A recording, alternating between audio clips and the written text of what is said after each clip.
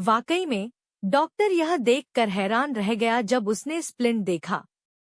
उसे उम्मीद नहीं थी कि यह स्प्लिंट बिल्कुल वैसा ही होगा जैसा किताबों में बताया गया है।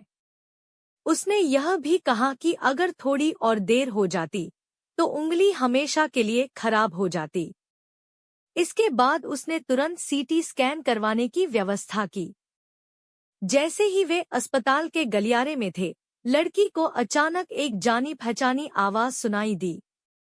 ध्यान से देखने पर पता चला कि वही आदमी था जिसने उसकी उंगली को ठीक किया था।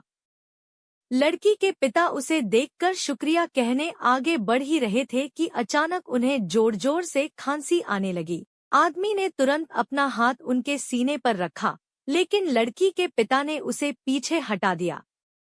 फिर उन्हें सांस लेने में दिक्कत होने लगी और उनका चेहरा पीला पड़ गया। अस्पताल में मरीजों की भीड़ इतनी थी कि किसी डॉक्टर या नर्स ने उनकी हालत पर ध्यान नहीं दिया। लड़की डर से चिल्लाने लगी और मदद की गुहार लगाई, लेकिन किसी ने उसकी बात नहीं सुनी। जैसे ही वे लिफ्ट में चढ़े, लड़की के पिता अचानक जमीन पर गिर पड़े और बेहोश हो गए।